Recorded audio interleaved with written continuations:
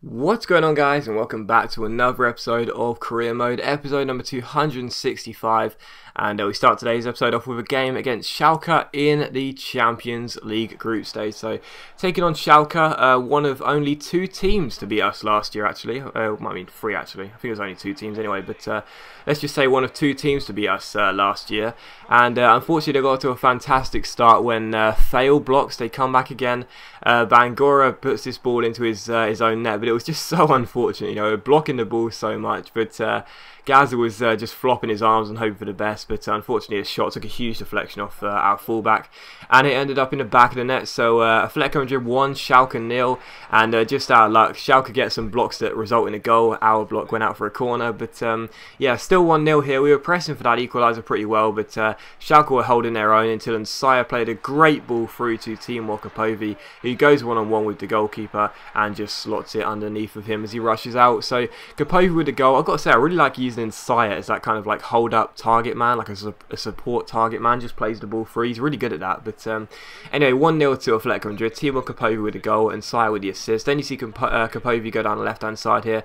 Nice dribbling by him, takes a shot, takes a deflection. It's a good save, but there is Valdez Diaz in the 81st minute. So a game with quite a few blocks, and this time it does result in a goal, albeit through the keeper saving and palming it out to him. But Valdez Diaz with a goal. Timur Kapovi got the equaliser, and of course Bangura's own goal gave Schalke their only goal. So a 2-1 victory. Again, a very hard fought victory really, but even so I was glad to get the win in a very tight game. And like I said, this Champions League group does look pretty easy, but there's still going to be some tight games in there, and that was one of them. But anyway, we have two scouts. I just remember we signed a scout for the Lols in the Champions League final, or the Copa del Rey final. And we also have another scout, the one we had last year. So I decided to send one out to Sweden, and the reason being is because I have quite a few Swedish subscribers. I'm not sure why that is, to be honest, but I have quite a few Swedish subscribers. So hello to my Swedes. And yes, I also sent one out to Spain because that is, of course, the nation we're managing in. So, yeah, I mean, the thing is, we've got like a week until FIFA 14. I mean, obviously, it's about 2 or 3 weeks, but we've got like a few days until FIFA 14. FIFA 13 is coming to an end. Scouting is basically pointless, but I've read a few comments saying, you know, scouting was like a really cool feature, you know, bring it back. So I was like, okay, fine, I will, you know. We probably won't promote any of the players, but I guess it adds another dimension to this series, and brings back that scouting feature that we all know and love. So yeah, scouting's back. I don't think we'll get any players from it, but even so, we'll have to wait and see. But anyway, in this game against Elche, it was a really boring game until the hour mark when a great through ball came to Mayoral here, rounds the goalkeeper and dinks it into the back of the net. Absolutely love Mayoral so much. This guy is such a great winger to use. He really is, despite the skill and weak foot being so poor. He's just such an awesome player to use. He's got so much pace. He's so composed in front of the goal, and he makes it 1-0 here. But unfortunately, there was a bit of a disaster in the 68th minute. Jimenez took a tumble and is holding his leg, and that is a real shame because Sebastian Jimenez is going to be out for a few weeks, which is a bit of a shame. He's been a bit of a how do I explain it? He's been a bit of a fringe player, I suppose. He's been making the bench consistently, and occasionally he gets on the team, but due to the fact we're playing only one striker now, it means that he's usually on the bench. But he's still a very good striker, and it's never nice to see him injured. He's up to 83 or 84, so it's a bit of a shame. He's going to be out for 4 weeks, but I'm sure we'll be able to cope without him. We've got enough strikers, but even so, a bit of a shame to see Jimenez get the injury there. But we take on Real Madrid for the following game, in the first Madrid derby of the season, and yeah, in the 20th minute, Marcano plays a great ball through to Mayoral here down the left hand side. Nice fake shot to get himself inside, plays it back to Marcano, one touch, tries to curl it into the far corner, but it just goes wide of the post, and it's still 0-0. But 5 minutes later, De Rocha Fonte picks the ball up here, takes on his former teammate Jeshro Willems down the right hand side here, stops here with a fake shot and then stops, then scoop turns past Willems, who was having a nightmare trying to keep up with De Rocha Fonte takes him down there. We get a free kick. Marcano stands over it, crosses it towards the far post, and this is why I signed El Qatari. Absolute giant, and he is able to connect on those opposing, attacking set pieces. So that's a really great header by El Qatari.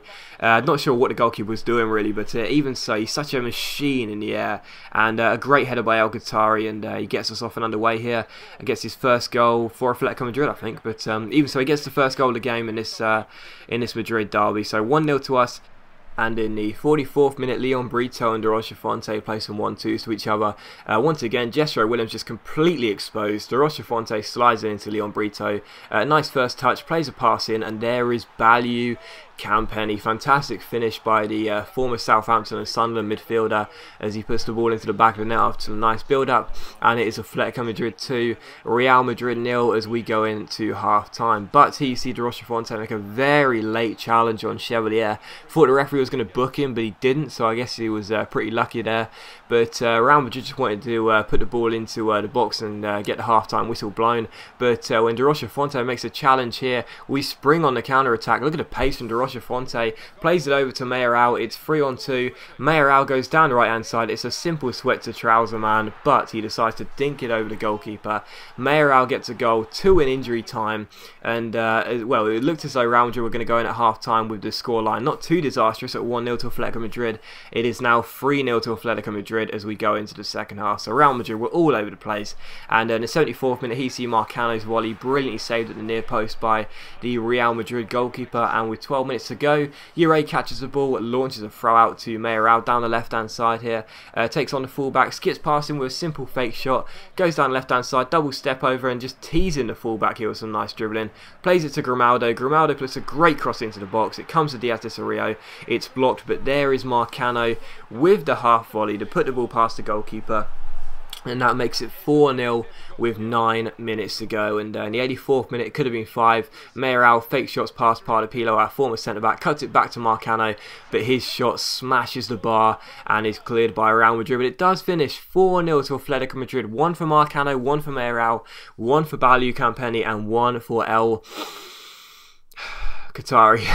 So a 4-0 victory and a very, very good win there for us, and just very pleasing indeed, because that's a huge win. You know, I mean, I don't even think we've lost to Real Madrid ever since coming to Atletico Madrid. We may have done, but I can't remember it. But even so, it just shows like this is our city now. You know, this is our Madrid. You know, screw Real Madrid. They're not the key anymore. We are. We're the big boys. And yeah, 4-0 victory over Real Madrid, our bitter rivals, and just a superb win, dominant from start to finish, and very pleased to go ahead and get the win there in the first Madrid derby of the season. We take on Granada for the following game here, and Granada was sitting low down the table in this game, so I thought it would be very comfortable. But they really did start to threaten us. They were playing pretty well, but he sees De Rocha Fonte make a great challenge. It comes to Marcano, who finds Trouserman. Fantastic bridge to get around his man, it really was. Uses his pace to out sprint the defender, goes through one-on-one. His shot is poor, it's well saved, but he gets to the rebound and puts it into the empty net. So Trouserman makes it 1-0 here in the 39th minute, and just after half-time, we get the ball again with Felipe Marcano. Marcano comes through here, plays it out to Mayoral, skips past Joel Matip there, down the left hand side. Mayoral with a double step over, a nice piece of skill, but his finesse shot goes over the bar and out for a goal kick. But as the game was being closed out in the 84th minute here, Granada came forward trying to find that equalising goal. Golibart down the right hand side here crosses the ball into the far post, and the header just goes over the bar. And in the 90th minute, they had a corner here. They had to score to equalise it here. Ure flaps at the corner, doesn't really do a good job. El Qatari goes up for the ball against Diop, heads it away, but it comes to Ruiz, and it comes back to Diop, who crosses the ball in.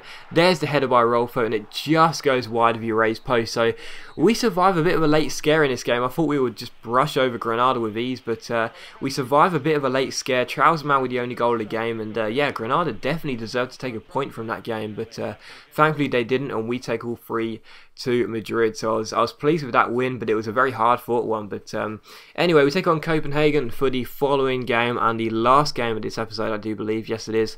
In the Champions League group stage, and in the 4th minute here, wanted to get off to a good start after that terrible start against Schalke. Wanted to get off to a good start. Here you see Timo Kapovi play it back to Luca Rossi, but his finesse shot goes just wide of the post, and it remains 0-0. But a couple minutes after that, Alves picks the ball up here and chips it into Rindadi. It's a great save by Gazzaniga, and he gets the rebound as well. And in the 16th minute, Casemiro does well to hold off his man, but the linesman has his flag up, so I was like, yeah, okay, I'll take the free kick then. Free kick to us. Martin Costa stands over the ball, one of the products from our youth academy, crosses it to the far post, but Nsaya's header was expertly saved by the Copenhagen goalkeeper. Fantastic reaction saves there, but in the 45th minute, as we're going into stoppage time in the first half, Martin Costa has the ball, just doing some skills, tries to get past his man, he finds Casemiro, he plays it back to Valdez Diaz, but he's taken down.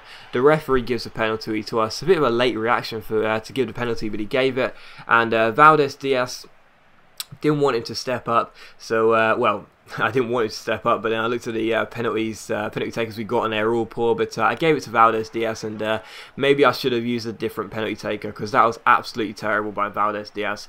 Puts the ball wide, doesn't even get it on target, and the score remains 0-0. And in the 80th minute, Valdez Diaz has a chance to make amends for his missed opportunity, but his shot is well saved by Busk. And with 8 minutes to go, it looks as though Valdez Diaz's missed opportunities were going to cost us. But Nsaya finds Timo Kapovi here down left-hand side. Kapovi takes on his man here, nice couple of touches, gets taken down. The referee gives another penalty to us, so 2 penalties in one game. Very fortunate there, but the referee gives a penalty, and of course I wasn't going to give it to Valdez Diaz after he missed it, and Saya's got a good record from penalties. We give it to him, and despite the goalkeeper diving the right way, it's a fantastic penalty, no chance for the keeper, and we take a 1-0 lead. So Valdez Diaz's blushes are saved, and we take a 1-0 lead, a 1-0 win, and 3 points. And as always, guys, a big thank you for watching today's video. I really hope you've enjoyed it. If you have, please leave a like, because if you can, that really helps my channel out and is much appreciated. And I'll see you for the next episode of Career Mode, probably tomorrow.